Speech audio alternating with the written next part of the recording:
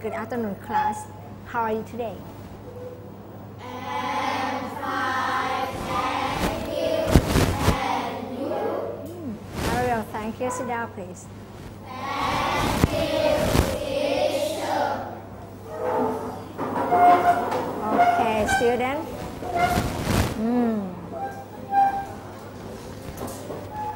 Are you fine today? Are you fine? Yes or no? Yes, I'm fine. Say again. Yes, I'm fine. This afternoon, are you still happy?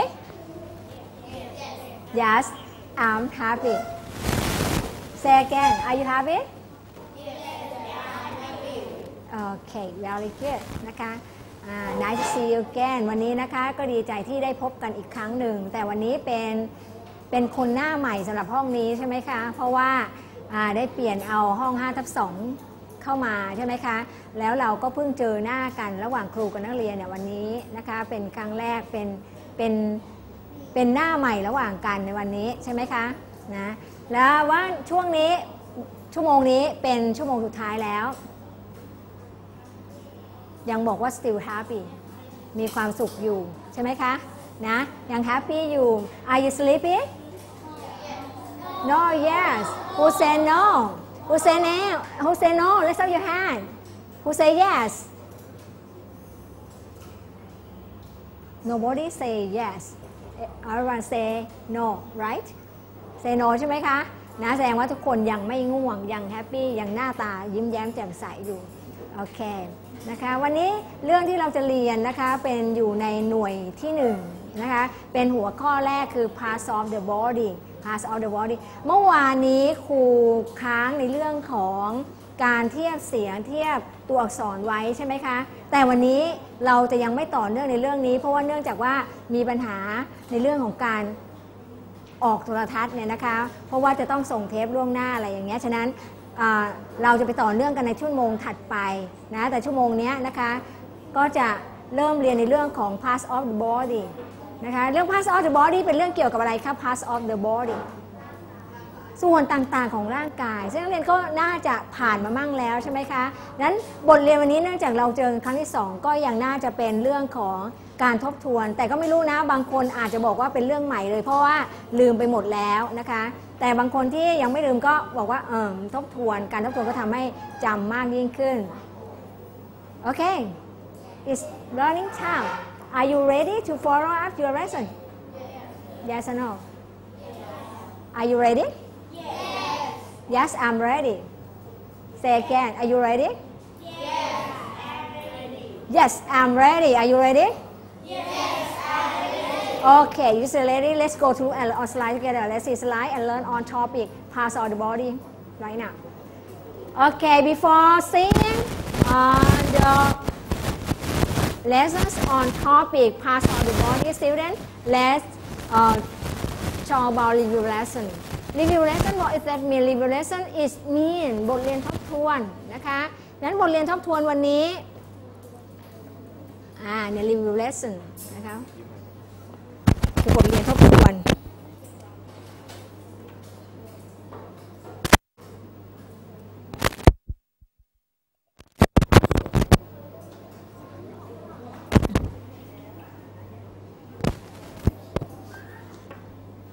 โอเคนะคะดูว่าเราจะทบทวนเรื่องอะไร The letter sound เสียงของอะไรคะ letter what is that mean letterอักษรนั่นเองนะคะฉะนั้นแน่นอนอักษรในภาษาอังกฤษก็คือ letter A to Z นะ letter A to Z นะคะเรามาดู and นะคะทีนี้เรามาทบทวนเสียงตัวอักษรคือตัวแรกก่อนที่เราจะอ่านคำศัพท์นะคะที่เราได้ผ่านมาแล้วครั้งหนึ่งใช่ไหมคะนั้น A นี่นักเรียนรู้แล้วว่ามันคือสระใช่ไหม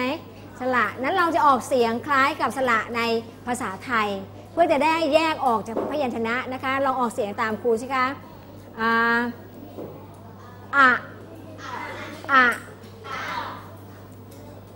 เบอะนะคะนี่คือเสียงนะที่เราจะจำเป็นไกด์ให้จำได้ว่าตัว B เนี่ยเสียงมันออก เป็นยังไง A เสียงออกเป็นยังไงเคเคเคเดเอเพราะ E เนี่ยเป็นสระใช่ไหมคะครูเลยไม่ออกว่านั้นออกเหมือนกับเสียงสระเราก็คือเอนะเฟอฟิชนั่นคำนะคะตอนนี้เราออกเสียงตัวสอนอยู่เกะเจเหเหมือนเหนื่อยนะเหอีเพราะไอเป็นสระใช่ไหมคะแต่ออกเสียงว่าก็คืออีเหมือนสระอีนะเจเคเลเมจะได้รู้ว่า M เนี่ยออกเสียงก็คือถ้าเทียบไทยก็มอมานั่นเองใช่ไหมคะ next เนโอเพราะอันนี้เป็นสระใช่ไหมคะเพเหมือนตัวอะไรเพพอผ่านนะคะขวคอวอควบกล้ามขวnext เรเซyes เธอ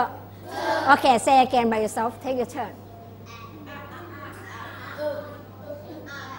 yes again that's right yes okay yes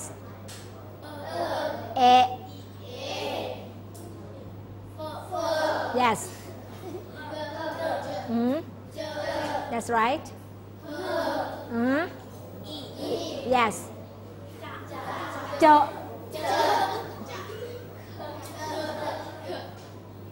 เคagain yes again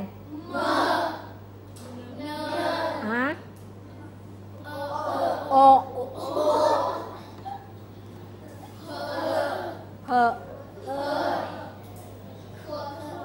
ขว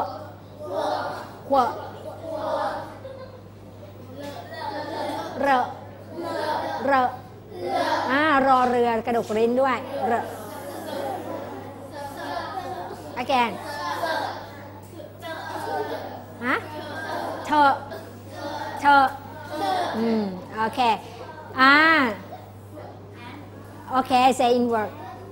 pronounce this word please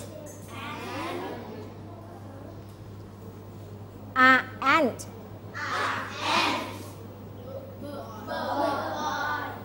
boy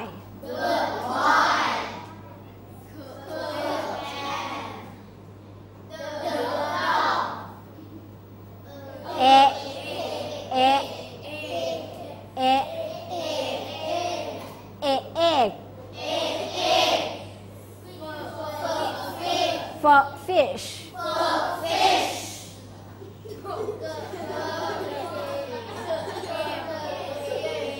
again yes the giant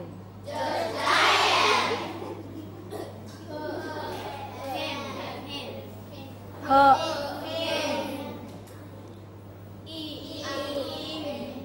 ink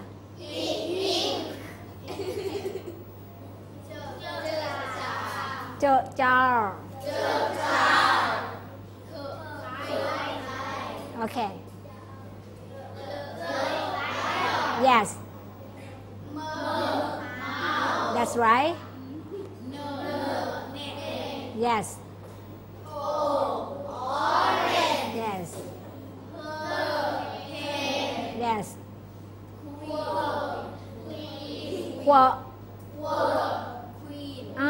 queen queen เห็นไหมคะ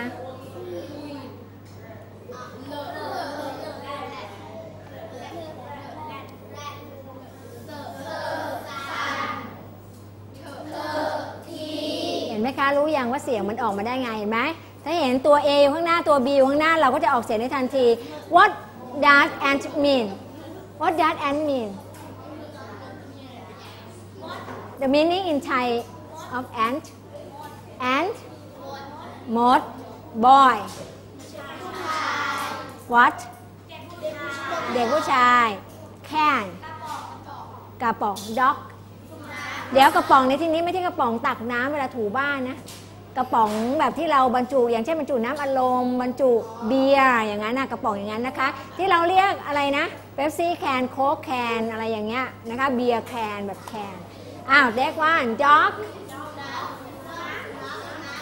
egg fish game giant what does that mean giant ยักษ์รู้จักยักษ์ไหมยักษ์คือที่มันใหญ่กว่ามนุษย์ไอ้ giant อันนี้ไม่ใช่เพื่อนโนบิตะแต่ว่าเป็นยักษ์นะเป็นยักษ์อ้าว next hen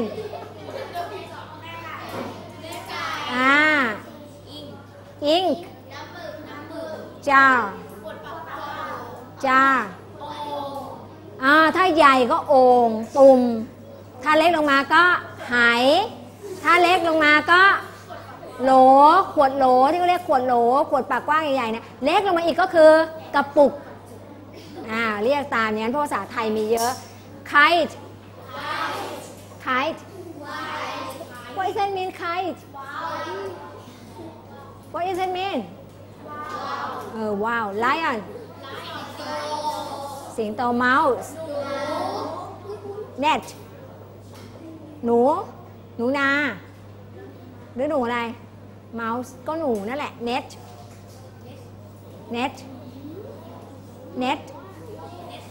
ถ้าเอามาขึงตรงกลางเวลาเล่นวอลเลย์เขาก็เรียกตะข่ายแต่ถ้าเป็นที่อยู่ของนกเขาก็เรียกว่ารังใช่ไหมนะแต่เน็ตในที่นี้ไม่ใช่เน็ตรังเน็ตแปลว่าตาข่ายนั่นเองเน็ตถ้าเน็ตรังมันจะมี nest นะคะ orange pen queen rat sun tree มีใครไม่รู้บ้างมีใครไหมคะมีไหม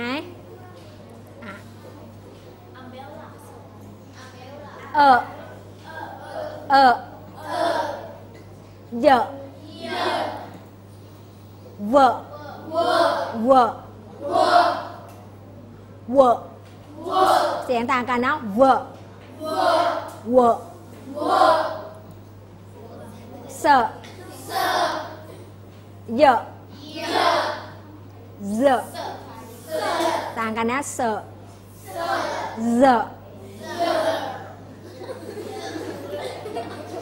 read this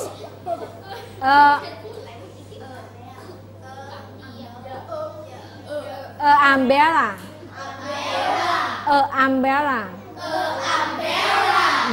uniform เวอไม่ใช่เวอเฟอแหวนเวอวิกเซไซโลโฟนเยอะแยมzebra okay take your turn again one more time 1 2 3 go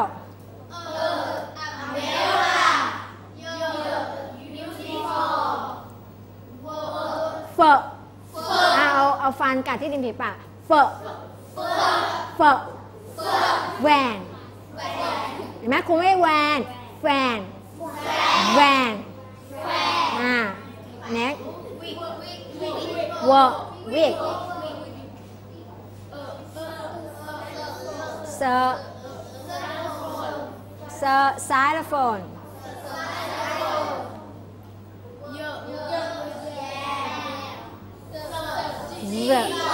อันนี้ลองกัดฟันที่zebra umbrella what does that mean umbrella ร่ม uniform ชุดเครื่องแบบ fan